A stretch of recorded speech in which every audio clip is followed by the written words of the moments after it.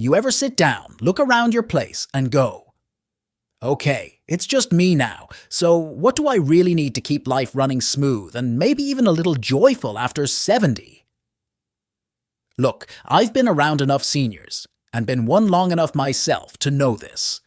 Living alone isn't just about peace and quiet, it's about being smart, safe, and still sane. And no, I'm not about to hit you with generic fluff like drink water or get some rest. We're talking real practical stuff here. The kind of things that make solo life after 70 not just doable, but downright dignified. And maybe even delightful on a good day. So pull up a chair, or better yet, grab that cup of decaf you forgot you reheated 3 times. Let's get into the 10 things you truly can't live without when you're living alone after 70. Number 1. A check-in chain that knows when to worry. Alright, let's talk about this one first, because it's way more important than most folks realize. When you're living alone after 70, having someone to say hi to every day isn't just a sweet little habit. It's your safety net. Now, I'm not talking about daily deep heart-to-hearts or calling your cousin just to talk about her new cat's haircut. I mean a reliable rhythm where someone, somewhere, is expecting to hear from you. Even if it's just a one-word text like alive. I know a guy named Lester, 75, lives alone in a cabin just outside town. Not exactly tech-savvy, but sharp as a tack. He and his daughter set up a simple agreement. Every morning by 9 a.m. he texts her one emoji. That's it. Sometimes it's a thumbs up, sometimes a coffee cup. Once it was a pancake, and she called just to make sure he wasn't choking on syrup. If she doesn't hear from him by 10 a.m., she calls. No response by 11? She drives out. Does that sound dramatic? Maybe, but guess what? Last winter, Lester slipped in the driveway at 8 a.m. He couldn't get up, couldn't reach his phone, and it was below freezing. That pancake emoji saved his life. You don't need a team of people watching over you like some overprotective reality show. Just 1 or 2 humans who know your rhythm and care enough to say, that's not like them. That's your chain. Doesn't need to be long. It just needs to hold. And if texting's not your thing, put a sticky note in the window every morning. Flip a porch light on by a certain hour. Make a noise on Facebook. Use your smart speaker. Just give the world a little signal that says, still kickin', don't send the cavalry. 2. A paper trail for your brain. You know that moment when you walk into a room and suddenly forget what you went in there for? Now multiply that by 4 rooms and 2 missed medications, and you've got what I call Tuesday. Here's the truth, my friend. As we age, the brain doesn't get worse, but it sure does get sneakier. Things that used to stick like Velcro now slip off like Teflon, and that's why you need to write it down. All of it. The weird, the routine, the forgettable stuff. Because here's what no one tells you. When you're living alone, there's no one else to double-check you. No one to say, hey, did you already take your afternoon meds? Or why is the electric bill still on the table? My friend Ruth, 78, keeps what she calls the everything binder. It's got tabs for what she owes, what she owns, what goes in her body, and what to do if she suddenly becomes a ghost, as she puts it. She even has a section labeled Things I Keep Forgetting I Forgot. And it's not just for emergencies, it's for daily sanity. If you keep opening the fridge and wondering why you bought 5 jars of pickles, or if you're afraid you already paid that phone bill twice, a paper trail saves you from spinning your wheels. You can do it your way. Notebook, planner, giant whiteboard, or even one of those voice memos on your phone if your hands are tired. But the trick is consistency. If you're going to write it down, write it all down. The good, the bad, the wait, what was I saying? And if anyone laughs at you for it, remind them. You're not forgetful, you're just underappreciated for your advanced filing system. 3. 1 just for you financial bucket. Okay, now this one's close to my heart. So many older folks, especially those living alone, fall into this weird mindset of thinking their money is only for emergencies, medical bills, or leaving something behind for the kids. And I'm here to tell you, forget that noise. Yes, be responsible. Pay your bills. Keep the lights on. Don't go buying a racehorse on a whim. But you absolutely need one little pocket of money that's not for anyone else's benefit but yours. Call it your joy jar, your play fund, your still alive and kickin' account. I don't care what you name it, but carve out a little slice that exists solely to remind you that you still get to enjoy life. That you're not just coasting till the end like a car running on fumes. You've still got gas in the tank, baby. I know a woman named Helen, 82 years old and sharp as a tack. She lives modestly, clips coupons like a champ, but every few months, she pulls $100 out of her spite fund. What's a spite fund? It's what I spend just to prove to everyone I'm not dead yet, she told me, cackling. She used it once for an electric blue wig and front row tickets to a jazz show. Another time, she bought a cheesecake and a silk robe in the same day. Look, when you live alone, it's easy to get stuck in maintenance mode. Pay the bills, fix the faucet, order the meds, and repeat. But that's not living. That's just treading water. Your financial bucket is about claiming your space in the world. It might be a weekend getaway to a cabin, new paints for your art, replacing that recliner that squeaks every time you sit down, or treating yourself to the good ice cream, not the budget brand that tastes like frozen chalk. It doesn't have to be a lot, but it has to be yours. And if the grandkids ask why you spent their inheritance on a weekend spa retreat, just tell them, because I was alive, and being alive costs money. 4. A clarity folder for the what-if moments. Okay, let's talk about something that makes most people squirm. The what-ifs. What if you pass out? What if you're rushed to the hospital and can't speak? What if your neighbor finds you unconscious, your cat sitting on your chest, looking mildly annoyed that breakfast is late? It sounds dramatic until it's not. Here's the truth. When you live alone, you're the only one who really knows what's going on in your life. Your medications, your allergies, where your insurance card is, who to call, whether or not you want machines breathing for you. If something bad happens and you can't talk, the people helping you are flying blind. That's where the clarity folder comes in. This isn't about being morbid. It's about taking care of your future self. Think of it like a love letter to your loved ones, your caregivers, and even your own dignity. It says, hey, if things go sideways, here's the cheat sheet. My buddy Joe, 79, calls his the in case I croak kit. His words, not mine. And yes, he keeps it in a bright yellow folder taped to the inside of his pantry. Inside, he's got copies of his ID, his doctor's contact info, a current medication list, emergency contacts, and a little handwritten note that says, if my dog barks at you, just give her a slice of cheese and keep moving. The idea isn't to predict everything. It's to make sure no one has to guess during the worst moment of your life. And let me tell you, paramedics, nurses, adult children, they love people who do this. You're not making things harder on anyone. You're making it easier. You're being the grown-up in the room. Bonus points if you include something a little personal. A favorite quote. A list of your favorite songs.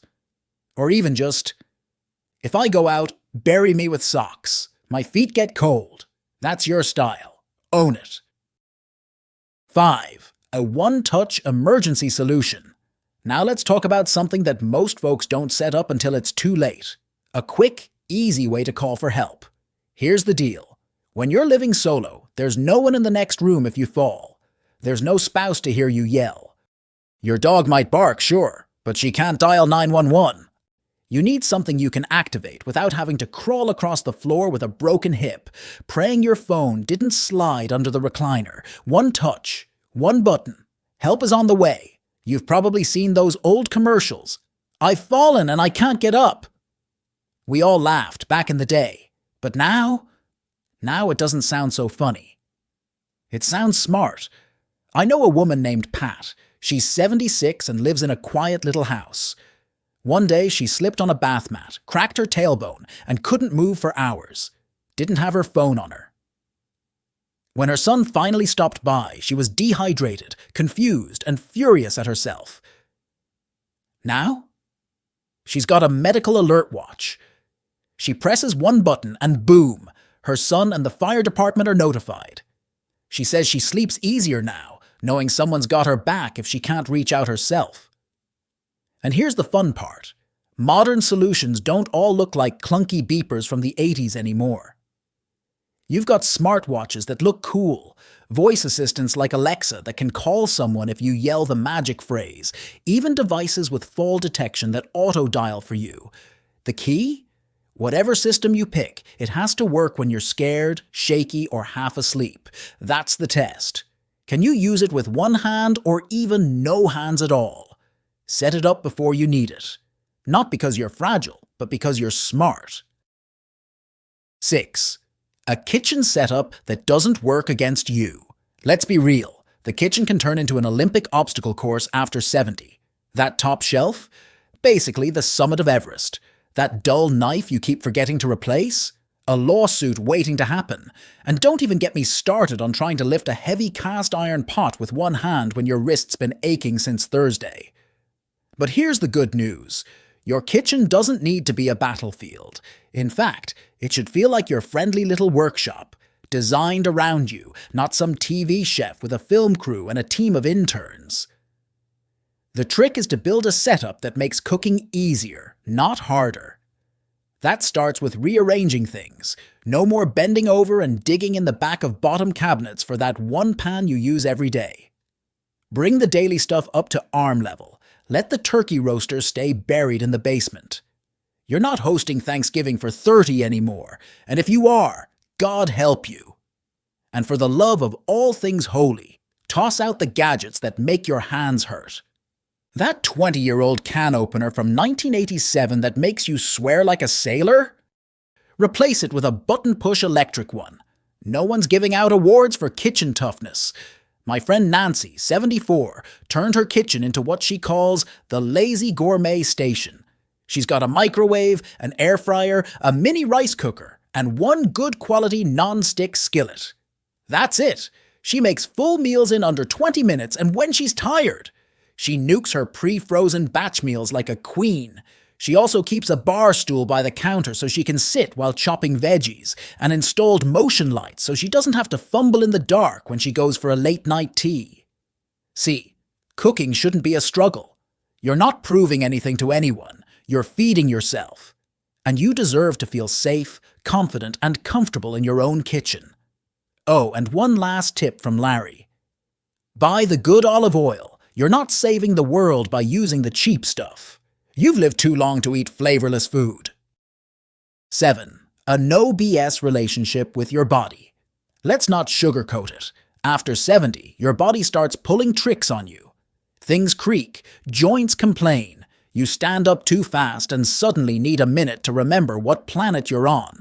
It's like your body becomes that passive-aggressive roommate who used to be chill, but now leaves weird notes in the fridge and locks the bathroom door just to mess with you. But here's the thing. Ignoring it? Brushing things off? That doesn't make you stronger. That just gives trouble more time to brew. You need a no BS relationship with your body. No pretending, no bravado. Just you being honest with what's working, what's changing, and what's screaming for attention. I've got a friend named Marvin, 77, proud guy, ex-military, always walked around like nothing could shake him. For months he had dizzy spells, but kept saying, "It's just the heat," or probably just hungry. Turned out his meds were interacting in a dangerous way. Could have been fatal, all because he didn't want to be a burden. Look, when you're living alone, there's no one there to say, "Hey, you don't look so good." So you've got to be that person for yourself. Be honest when your foot hurts. Don't dismiss that chest flutter. Don't keep toughing out that weird pain in your side. Make the appointment. Mention the embarrassing stuff to the doctor. Tell the nurse what's really going on, and don't let anyone talk down to you. You've been in your body longer than anyone else. You're the expert here. Also, and I say this with love, go easy on yourself. Your body's been carrying you for decades. If it's a little banged up, so what? You don't need to be perfect. You just need to be aware, responsive, and kind to the one thing that's been with you since day one. 8. A ritual that grounds you, even when life feels foggy. When you live alone, the days can start blending together like that mystery soup in the back of your freezer. You forget what day it is, you water the plants twice, and you start watching reruns of shows you just watched yesterday. That's where a ritual comes in. Not a routine, a ritual. Something simple, quiet, and grounding that tells your brain, I'm here, I'm alive, this day belongs to me. My neighbor Gloria, 80 years old with a voice like honey and a walker that's been decorated with glitter tape, starts every morning with a cup of coffee and a gospel song on the radio. Same mug, same station, same porch. She doesn't miss it. She says it gets her soul in line before the rest of the day tries to pull her off center. Rituals don't have to be spiritual or fancy. It can be feeding the birds at sunrise, lighting a candle and writing one line in a notebook. Sitting in your favorite chair with your hands around a warm mug and doing absolutely nothing but breathing for 5 whole minutes. You do it not because the world demands it, but because you do, because it's a small anchor in a big sea, because when the loneliness creeps in, or the fog settles over your brain, or the silence feels a little too loud, that ritual is a thread tying you to meaning. It says, this moment is mine. I'm still here, and I still choose to show up. 9. One hobby that doesn't require anyone else, but makes you feel connected. Let's face it, when you're older and living alone, everyone says, just join a group. Like it's that easy. Truth is, some days you don't feel like going out. Some days you're tired of smiling when you don't feel like it. And sometimes, being around people who talk too loud and forget to include you in the conversation just drains you. That's why you need a solo hobby that still makes you feel connected to something bigger, something that brings you joy, gives your brain a little stretch, and taps into that part of your soul that says, ah yes, this is me. I once met a man named Ellis, 82, widowed, no kids, lived in a small apartment. You'd think he was isolated, but you know what he did? He learned Morse code. Yep, Morse code. Set up a little ham radio in his living room and started chatting with strangers from all over the world, in beeps. I asked him why. He said, because nobody interrupts you in Morse code, and you still feel heard. It doesn't have to be something quirky. You can paint, knit, do jigsaw puzzles while listening to opera. You can research your family tree and write little bios for each ancestor. You can journal every day, writing letters to people you miss. You can take care of plants and name them and talk to them. I won't tell. The point is, you're engaging, not just existing. And even if no one's in the room with you, you still feel in tune with the world. Because connection doesn't always require company. Sometimes it just needs a good hobby and a little intention. 10. The willingness to ask for help before you desperately need it. Ah, this one, the tough one. The thing most of us struggle with more than anything else. You see, there's a lie most of us picked up somewhere along the way. That asking for help is weakness, that it means you're giving up, that it somehow chips away at your independence. But let me tell you the truth, straight and clean. Asking for help early is strength. Waiting until it's a crisis? That's what really takes your power away. I know it's hard. We've spent a lifetime being the ones others depended on, raising kids, running businesses, holding down the fort. Now, reaching out for help feels awkward, even embarrassing, like we're putting people out. But here's what I've seen. The people who thrive alone into their 70s, 80s, 90s. They ask for help before they need rescuing. They ask the neighbor's kid to change the light bulbs before they fall off a stool trying. They tell their doctor about that new pain before it turns into an ER visit. They talk about their feelings of isolation before the loneliness caves in their chest like a stone. There's nothing heroic about struggling in silence. And honestly, the people who care about you want to help, but they can't read your mind. They don't always know you're tired or overwhelmed or sad. You've gotten good at putting on a brave face, so take the brave route instead. Speak up. Call your niece to walk you through that phone update. Ask your pharmacist to explain the new meds again, slower this time. Tell your friend, "Hey, I'd really love some company today. Are you around?" You don't lose independence by asking for help.